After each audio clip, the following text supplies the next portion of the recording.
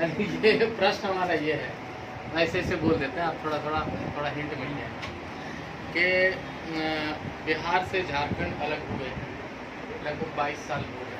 22 साल झारखंड 22 साल का हो गया। तो इन 22 सालों के दौरान जो हम भारत से बाहर, मतलब जो हम लोग अपने राज्य से बाहर रह रहे हैं, तो वहाँ से विकास के दृष्टि से अगर देखें तो आपको क्या लगता है, आपके क्या अनुभव इन 20 सालों में कि सरकार ने कुछ किया है या कुछ हुआ है, कुछ नहीं हुआ? यही एक बड़ा मैसेज होगा कि चूँकि जो लोग बाहर रहते हैं वो ही जानते हैं कि झारखंड में जो बच्चे झारखंड में पढ़ते हैं वहाँ से पास आउट हैं, एकेडमिक सर्टिफिकेट जिनके पास है उसको ही झारखंड सरकार जो है नौकरियाँ देगी सरकारी। तो मोहर लग चुकी है। नहीं, ऐसा एक बात आया है तो अगर ऐसा है तो फिर जो लोग बाहर रह रहे हैं, आपने ऐसी व्यवस्था नहीं बनाई कि लोग झारखंड में रह के ही अपना रोजी रोजगार कर सकें। ऐसी व्यवस्था तो एक बनाई नहीं, पहली बात।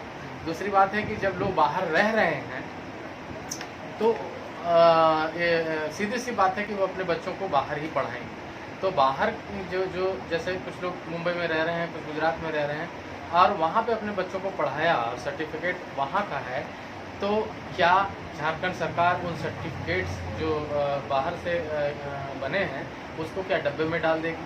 क्या ये न्याय की बात होगी? ये न्याय की बात है? इसी संबंध में जो है हम एक एक करके आप अपनी राय दीजिए।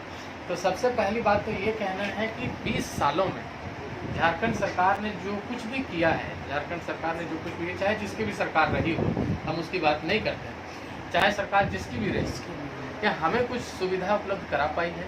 या हमें ऐसा लगता है कि झारखंड अलग होने के बाद जो है हमारा विकास हुआ है, या हम लोगों को कुछ आमूलचूल सुविधाएं मिली हैं ऐसा? या अगर मिली हैं तो क्या मिली हैं, और नहीं मिली हैं तो क्या नहीं मिली हैं, और मिलना क्या चाहिए था, हम क्या चाहते हैं, क्या मिलना चाहिए था? ये 3 बात है बस।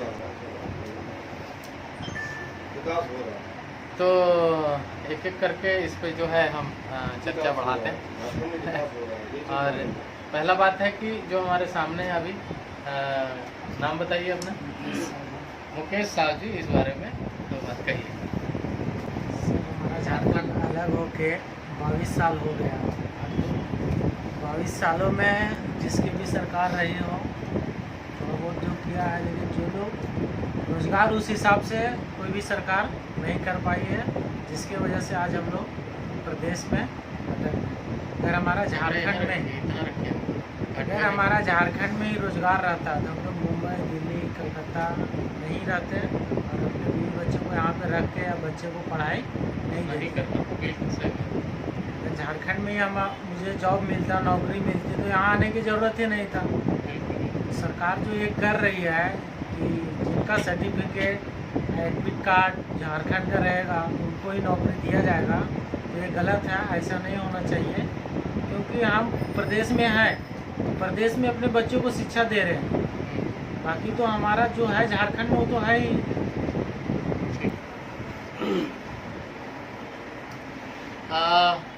जो अगले शख्स हैं हमारे सामने वो हैं मनोज गुप्ता जी, और मुंबई में लगभग 20-22 सालों से ये रह रहे हैं। तो हम जानते हैं कि इनका क्या अनुभव मुंबई में रहा है और झारखंड अलग होने के बाद जो कुछ भी परिवर्तन हुआ है या विकास की दिशा में अगर कुछ काम हुआ है तो क्या हुआ है, और नहीं हुआ है तो क्या नहीं हुआ है, और क्या होना चाहिए था, वो इनसे जानें। नमस्कार, मनोज गुप्ता मैं। लेकिन आप जो कह रहे हैं 20 साल 22 साल बिहार से झारखंड अलग हुआ, बहुत ही एक अच्छी सोच थी कि झारखंड अलग बने, खूबसूरत मातृभूमि हम लोग का झारखंड है, झारखंड रहेगा।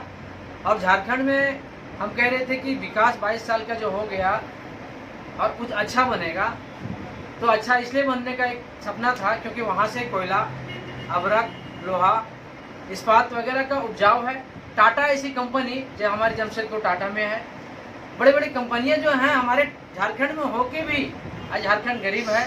झारखंड के सरकार बैठने से पहले ही जवाब देते हैं लाखों का नौकरी देंगे, करोड़ों का लाइट बिल माफ करेंगे, या लोन माफ करेंगे, लेकिन जब बैठ जाते हैं तो ना पता ये सब बातें भूल जाते हैं बोलने के लिए या करने के लिए, पता नहीं। आज भी सरकार वही बैठी है तो वही कह रही है 30,000 बोला था, अभी 6 महीने पहले बोला था कि बैंक में जिसका 30,000 लोन है, 50,000 लोन है, वो माफ हो जाएगा। पता चला हमारे पिताजी ने पेपर जमा किया और बोला कि 30,000 माफ हो जाएगा। आज 2 महीने के बाद बैंक में गए पैसा निकालने के लिए, कहते हैं कि उसका ब्याज तो भरो जो लोन है सो। तो ये पता नहीं है सरकार क्या कर रही है, माफ कर रही है कि और बढ़ा रही है, असूल कर रही है हम लोग से। या अगर करना है तो निश्चित रूप से कुछ अच्छा काम करे, अच्छा विशाल करके कुछ अच्छा हम लोग को संतुष्ट करे तो अच्छा रहे, हम लोग भी अच्छा कहेंगे। तो मनोज गुप्ता जी का कहना है कि झारखंड में प्रचुर कहेंगे कि संपदा होने के बावजूद, वहाँ पे बड़ी बड़ी कंपनियां होने के बावजूद झारखंड सरकार ने अब तक जो है झारखंडियों के लिए कोई विशेष व्यवस्था नहीं कर पाई है। अब हम अगले व्यक्ति के पास चलते हैं और उनसे जानते हैं अगला प्रश्न। इधर आइए।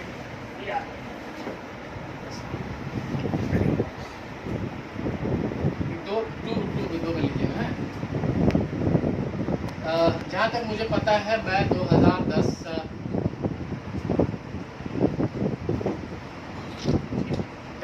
नहीं कोई नहीं, थोड़ा दूर चले गए। लगभग मैं भी शुरुआती दौर में झारखंड झारखंड से यहाँ आए मैंने भी 12 साल बिताए और 2007 में मैं मुंबई आया था और एक सर्वे किया था कि झारखंड से लोग यहाँ कितने हैं और कहाँ रहते हैं, किस तरह से रहते हैं। तो जो उसमें पाया कि लगभग 5 से 6 लाख लोग झारखंड से पलायन करके मुंबई महाराष्ट्र के अंदर और उनके आसपास के क्षेत्रों में रहते हैं।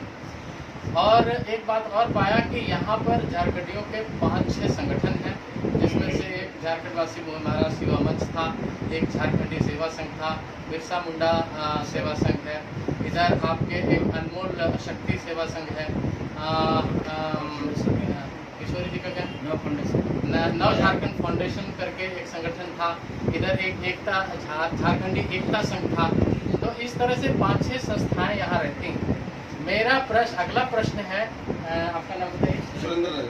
सुरेंद्र रजक जी से मेरा जो अगला प्रश्न है, उसी का जवाब दीजिए। जो हमारा अगला प्रश्न है वो ये है कि आप जितने दिन से भी झारखंड से यहाँ आके रह रहे हैं महाराष्ट्र के अंदर, तो आप जितने दिन से यहाँ रह रहे हैं आपका एक अनुभव जानना चाहते हैं कि इस दौरान झारखंडियों ने कई ऐसे कार्यक्रम मुंबई के अंदर किया है, बहुत सारा कार्यक्रम किया है और झारखंड से बहुत सारे नेता मंत्री यहाँ आए हैं और बहुत सारा आश्वासन यहाँ पर दे के गए हैं। आपको क्या लगता है कि जो वो आश्वासन दे के गए हैं वो उस पर कुछ काम हुआ है या सिर्फ पूरा आश्वासन ही रहा है? सिर्फ आश्वासन ही रहा है, कोई काम नहीं हुआ। और कोई काम नहीं होने का कारण है ऐसा कि वो लोग आते हैं और हम लोग उनका इज्जत प्रतिष्ठा देते हुए उनके पास बैठते हैं, उठते हैं, अपना काम धंधा छोड़ करके उनको स्वागत में लगे हुए रहते हैं और आश्वासन देते हुए वो चले जाते हैं। बाद में पता नहीं चलता है कि हमारे इलाका का, झारखंड का जो व्यक्ति यहाँ पर रह रहे हैं, कैसे रह रहे हैं, नहीं रह रहे हैं, उनके कोई प्रभाव नहीं पड़ता है। तो कोई सूद नहीं लेता, कोई सूद नहीं लेता है। अगर यही उनका मैं झारखंड सरकार से मैं अनुरोध करूँगा कि कम से कम नहीं भी जो हम लोग अपना मातृभूमि को छोड़ करके एक प्रवासी हम लोग गिनती में आते हैं, कम से कम तो दूर कर दें। सही बात। जो प्रवासी हम लोग गांव जाते हैं या कहीं जाते हैं तो प्रवासी हम लोग को लोग बोलते हैं। इससे बहुत पीड़ा होती है अपने आप को कि हम एक झारखंडी रहते हुए दूसरे जगह जाते हैं, प्रवासी लोग बोलते हैं हमें। तो अगर हम अपने मातृभूमि में रहते तो हम खुद को प्रवासी को लोग बोलते हैं। हाँ, अगर सरकार रोजी रोटी की व्यवस्था अपने क्षेत्र में ही कर पाती तो शायद ये नौबत नहीं आती है। अब इससे जुड़ा हुआ ही सवाल है, एक सवाल जो बसंत जी के पास महेंद्र राणा जी के पास बोलिए ना, आप बोलिए।